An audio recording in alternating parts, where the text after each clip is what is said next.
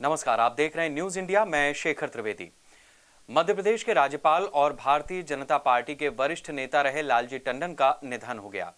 मंगलवार सुबह उनके बेटे आशुतोष टंडन ने इस बात की जानकारी दी।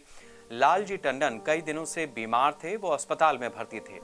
यही कारण था कि मध्य प्रदेश के राज्यपाल का कार्यभार आनंदीबेन पटेल को सौंप दिया गया था।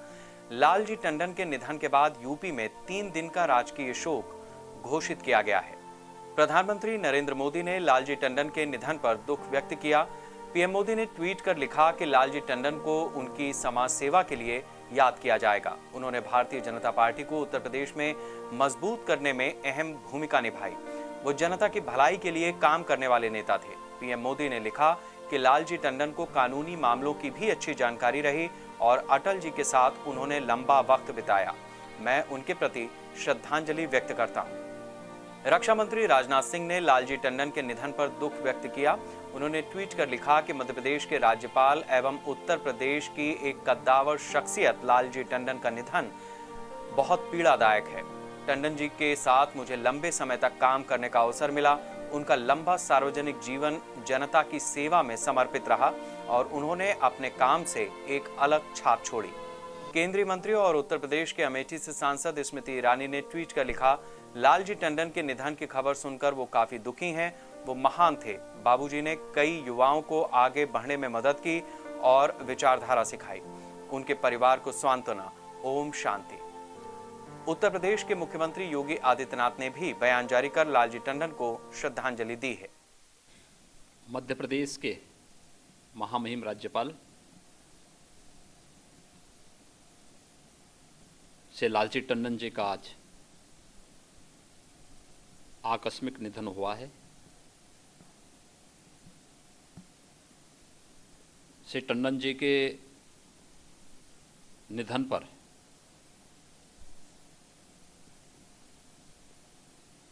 मैं उनके प्रति विनम्र श्रद्धांजलि अर्पित करता हूं। शोक संतप्त परिजनों के प्रति अपनी गहरी संवेदना भी व्यक्त करता हूं।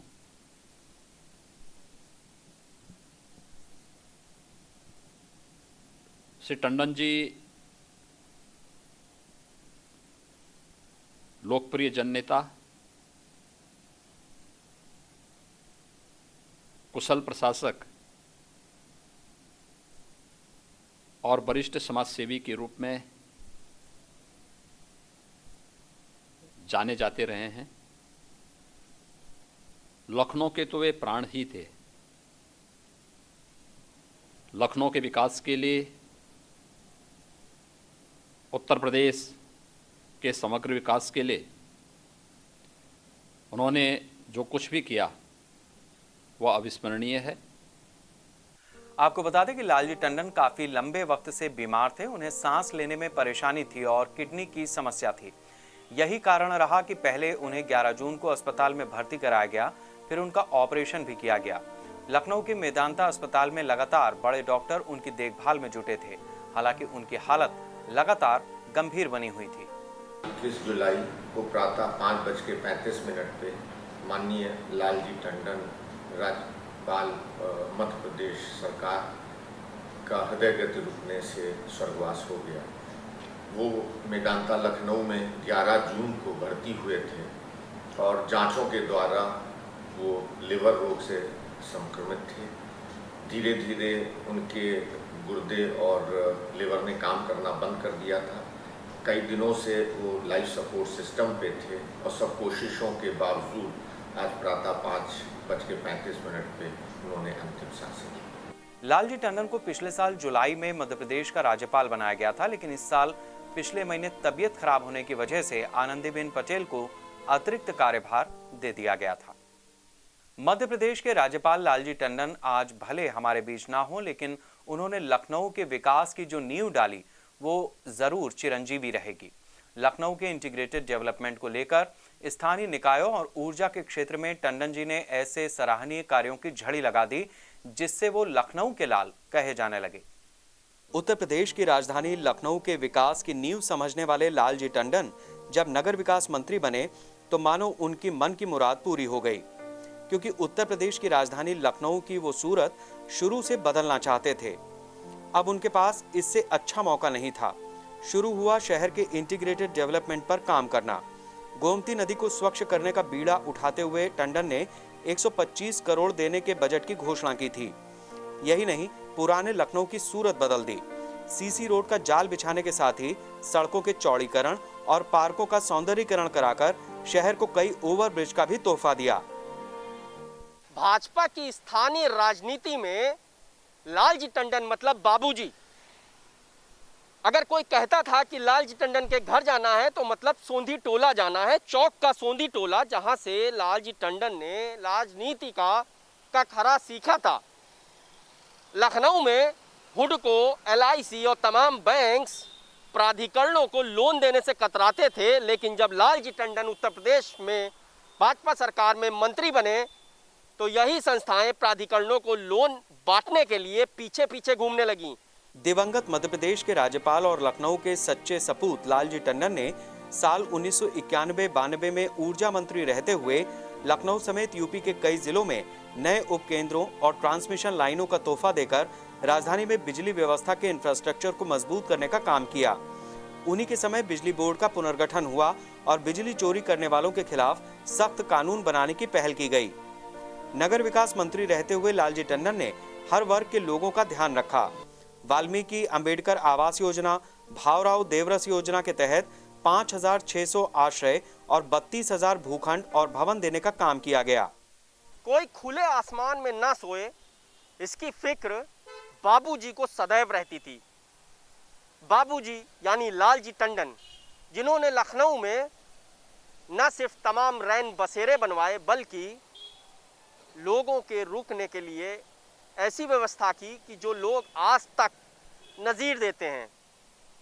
तमाम जिलों से लखनऊ के तमाम अस्पतालों में इलाज कराने आए तीमारदारों के लिए भी टंडन जी ने रैन बसेरों की झड़ी लगा दी थी।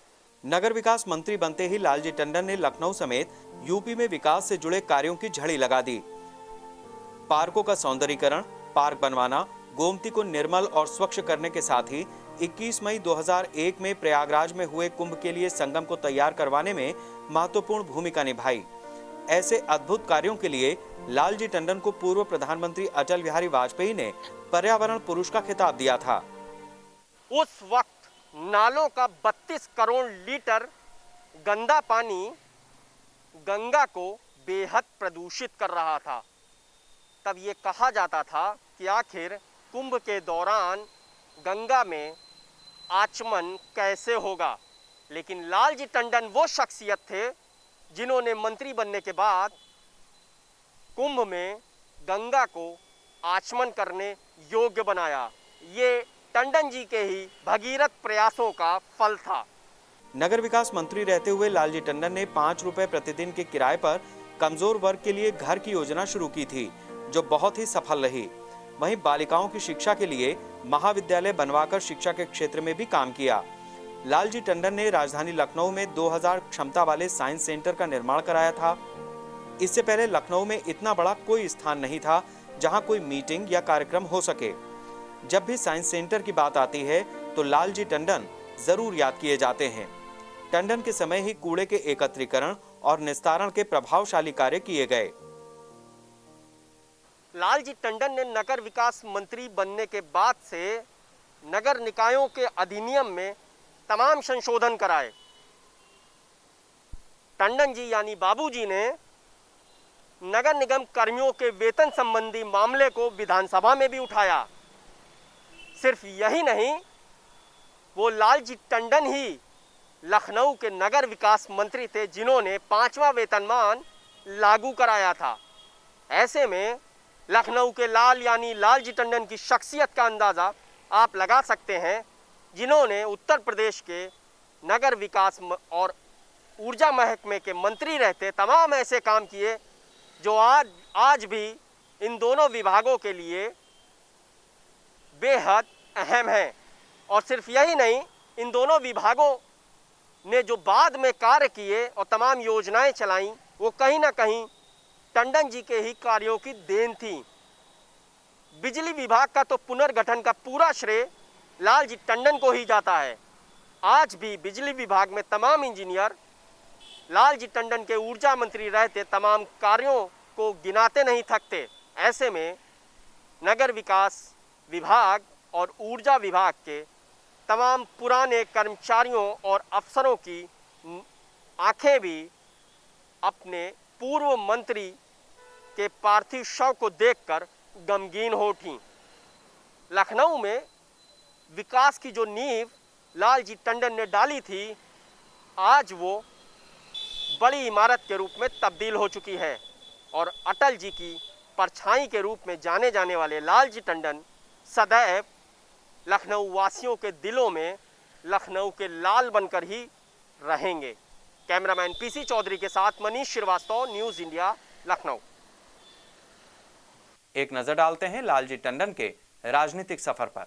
लखनऊ के लाल और लखनऊ की आन बान और शान और तहजीब के परिचायक रहे पूर्व सांसद लालजी टंडन अब हमारे बीच नहीं रहे। लालजी टंडन का आज लंबी बीमारी के बाद लखनऊ के मेदांता अस्पताल में निधन हो गया।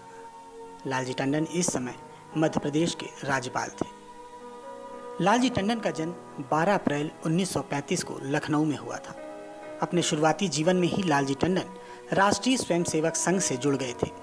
उन्होंने इंटरमीडिएट तक की पढ़ाई लखनऊ के ही कालीचरण इंटर कॉलेज से की थी और स्नातक लखनऊ यूनिवर्सिटी से किया था। इसके बाद 1958 में लालजी टंडन का विवाह कृष्णा टंडन के साथ हुआ। संघ से जुड़ने के दौरान ही पूर्व प्रधानमंत्री अटल बिहारी वाजपेयी से उनकी मुलाकात हुई। लालजी टंडन शुरू से ही अटल बिहारी वाजपेयी के काफ़ी करीबी रहे। लालजी टंडन खुद कहते थे कि अटल बिहारी वाजपेयी ने राजनीति में उनसे साथी, भाई और पिता तीनों की भूमिका अदा की। इनका राजनीतिक सफ़र साल 1960 में शुरू हुआ। टंडन जी 2 बार पार्षद चुने गए और 2 बार विधान परिषद सदस्य रहे।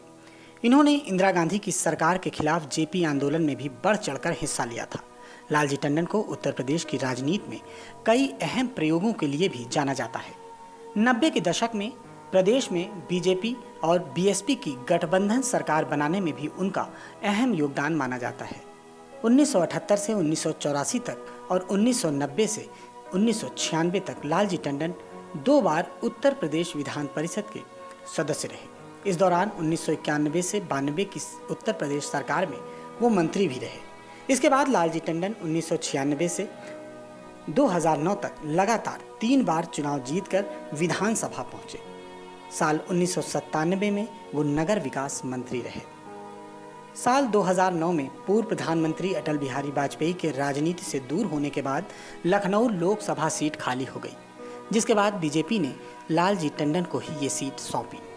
लोकसभा चुनाव में लालजी टंडन ने लखनऊ लोकसभा सीट से आसानी से जीत हासिल की और संसद पहुंच गए। लालजी टंडन को साल 2018 में बिहार के राज्यपाल की जिम्मेदारी दी गई थी और फिलहाल इस समय वो मध्य प्रदेश के राज्यपाल के पद पर कार्य कर रहे थे। आज लंबी बीमारी के बाद मेदांता अस्पताल में उनका निधन हुआ, जिसके बाद प्रधानमंत्री नरेंद्र मोदी, बीजेपी के राष्ट्रीय अध्यक्ष जेपी नड्डा, राजनाथ सिंह समेत देश के तमाम बड़े नेताओं ने लालजी टंडन की मृत्यु पर शोक व्यक्त किया। लालजी टंडन न केवल लखनऊ की पहचान थे, बल्कि वो अटल बिहारी वाजपेयी के साथी भी थे। लालजी टंडन कहते थे कि अटल बिहारी वाजपेयी में उन्हें पिता, मित्र और बड़ा भाई सब कुछ दिखता है। अगर कहा जाए लखनऊ में अटल बिहारी वाजपेयी की विरासत को संभालने वाला कोई व्यक्ति था तो वो लालजी टंडन थे। लालजी टंडन के जाने के बाद राजनीति का एक अध्याय खत्म हो गया। फिलहाल वक्त है एक छोटे से ब्रेक का।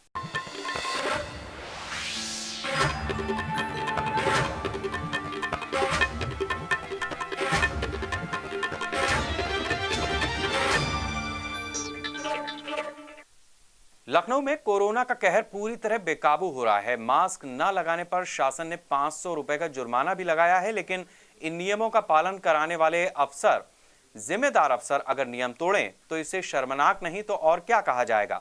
फिलहाल लखनऊ पुलिस कमिश्नर को ही देख लीजिए। इससे पहले नगर निगम में जन्मदिन पार्टी मनाकर भीड़ इकट्ठा की गई थी। उत्तर प्रदेश में महामारी अधिनियम लागू है, लेकिन फिर भी कोरोना का कहर तेजी से बढ़ रहा है। और इस कहर को रोकने की जिम्मेदारी स्वास्थ्य विभाग, जिला प्रशासन और पुलिस समेत पूरी सरकार के कंधों पर है।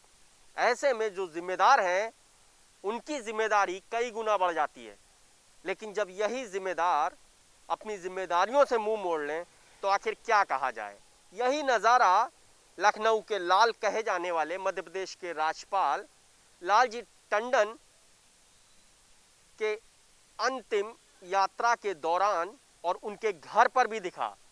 तमाम बड़े लोग मास्क नहीं पहने थे और कोविड प्रोटोकॉल का लगातार उल्लंघन कर रहे थे। इसमें सबसे बड़ा नाम लखनऊ के पुलिस कमिश्नर सुजीत पांडे का है, क्योंकि लखनऊ पुलिस की ही जिम्मेदारी है कि मास्क न पहनने पर जुर्माना वसूल करे और पुलिस लगातार कर भी रही है। लेकिन दोपहर में जब मध्य प्रदेश के राज्यपाल लालजी टंडन के पार्थिव शव को श्रद्धांजलि देने लखनऊ कमिश्नर सुजीत पांडे पहुंचे तो उन्होंने मास्क नहीं पहना हुआ था, जबकि मास्क ना पहनने पर 500 रुपये जुर्माने का प्रावधान है।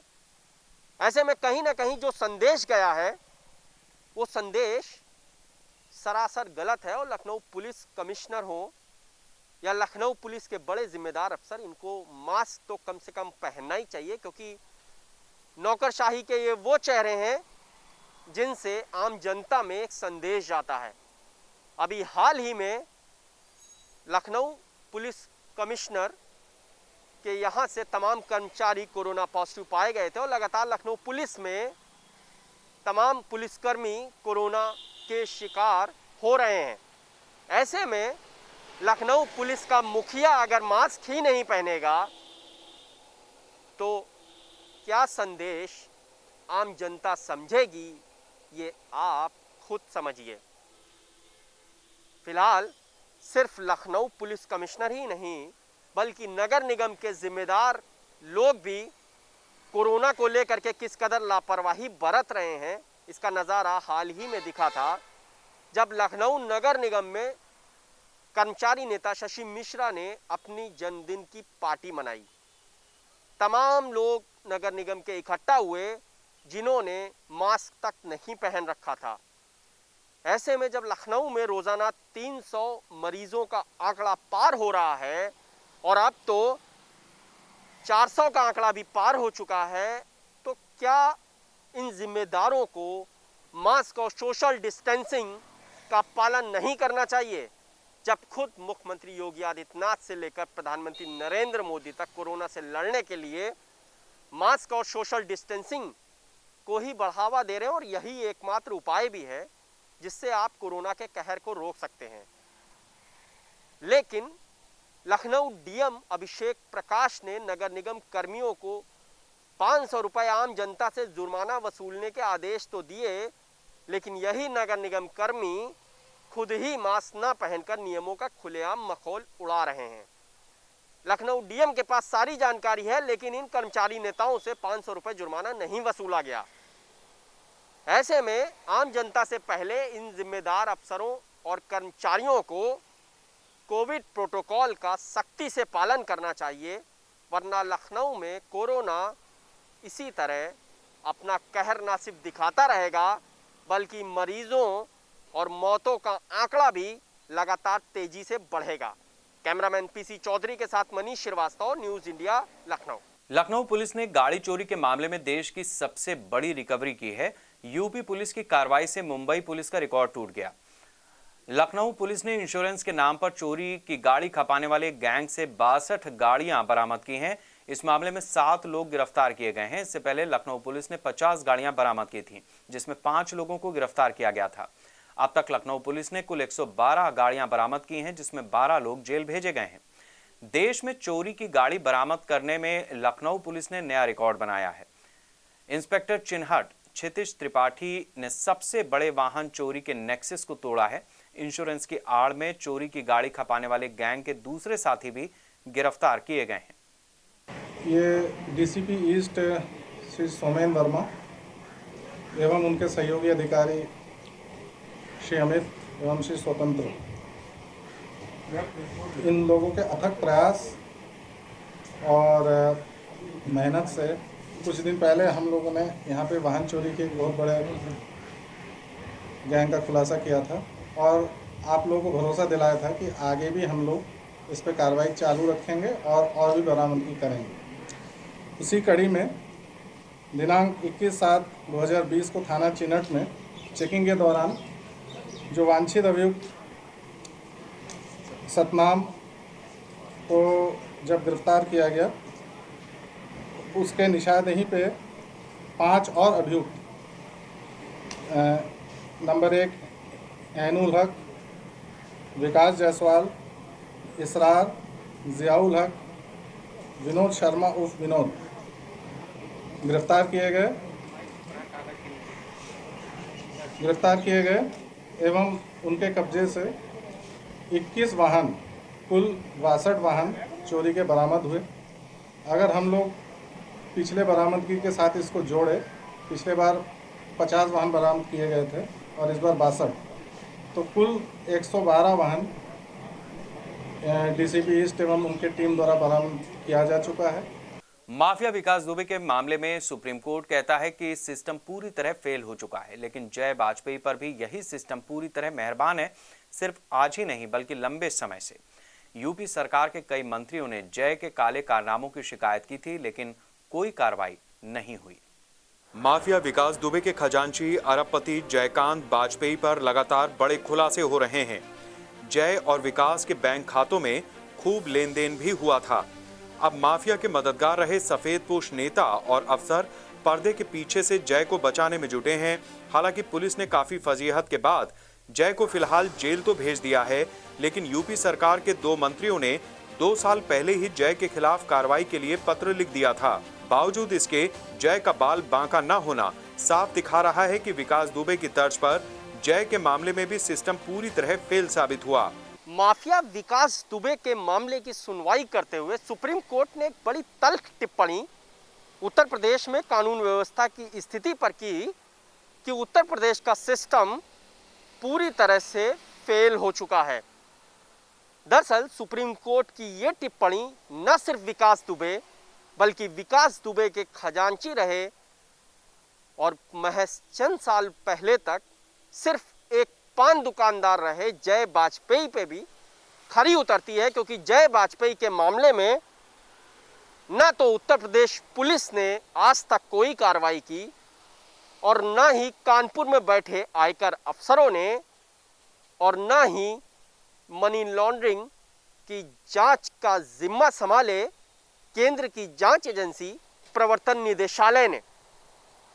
और लगातार जय वाजपेयी की संपत्तियां दिन दूनी रात चौगनी गति से बढ़ती रहीं और आज की तारीख में जय वाजपेयी कई सौ करोड़ का मालिक बना बैठा है।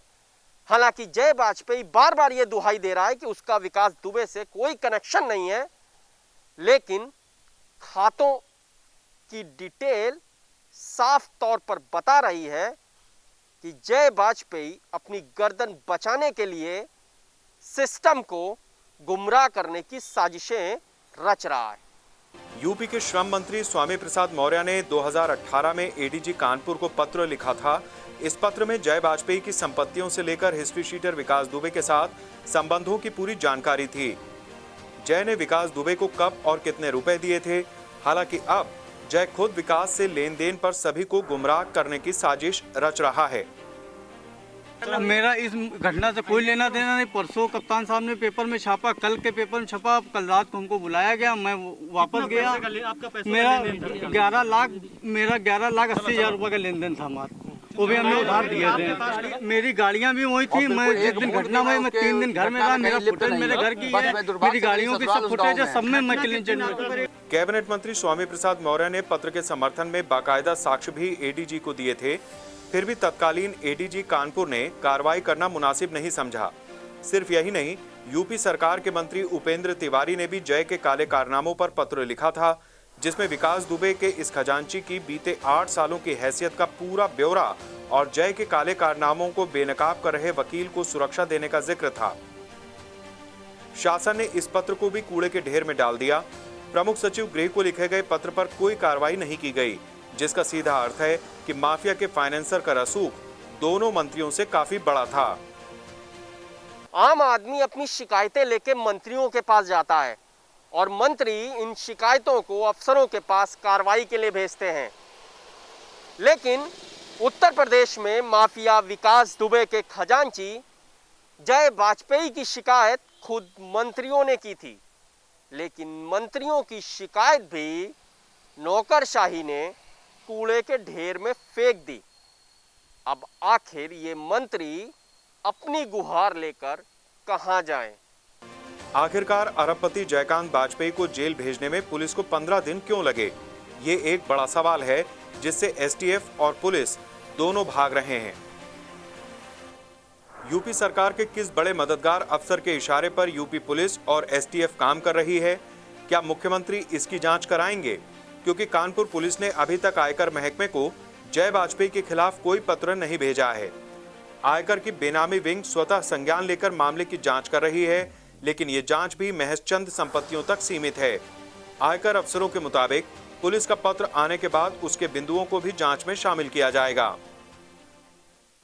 अरबपति जयकांत वाजपेयी, इस शख्स ने मीडिया के सामने दिए अपने बयान में साफ तौर पे कहा है कि विकास दुबे के मामले में तमाम बड़े सफेद पोशों और अफसरों को बचाने की साजिशें हो रही हैं। पुलिस इन रसूखदारों से ना तो पूछताछ कर रही है और ना ही विकास दुबे की संपत्तियां कहां थीं उस पर फोकस कर रही है। हालांकि जय वाजपेयी ने इन सफेद पोशों और अफसरों के नामों को जनता के सामने कैमरे पर बेनकाब तो नहीं किया, लेकिन ये तो तय है कि विकास दुबे का सबसे बड़ा राजदार अगर कोई था तो वो जयकांत वाजपेयी ही था। इसलिए जयकांत वाजपेयी पर उत्तर प्रदेश के कद्दावर नौकरशाह का हाथ भी है और यही नौकरशाह एसटीएफ से लेकर पुलिस तक उसे बचाता फिर रहा है। सिर्फ यही नहीं, ये नौकरशाह कानपुर के उस कॉमेडियन अन्नू अवस्थी का रिश्तेदार भी है जो खुलेआम सोशल मीडिया पर जयकांत वाजपेयी के समर्थन में पोस्टें लिख रहा है। ऐसे में मुख्यमंत्री योगी आदित्यनाथ को अगर वाकई विकास दुबे और उसके करीबियों पर शिकंजा कसने की नियत है तो तत्काल बड़े नौकरशाहों और सफेद पोशों जिनके साथ जयकांत वाजपेयी की तस्वीरें वायरल हो रही थी, उनको इस मामले से दूर रहने के लिए ताकीद करना चाहिए ताकि उत्तर प्रदेश में काले धन का सबसे बड़ा जखीरा सामने आ सके। कैमरामैन पीसी चौधरी के साथ मनीष श्रीवास्तव, न्यूज इंडिया, लखनऊ। इस बुलेटिन में इतना ही। नमस्कार।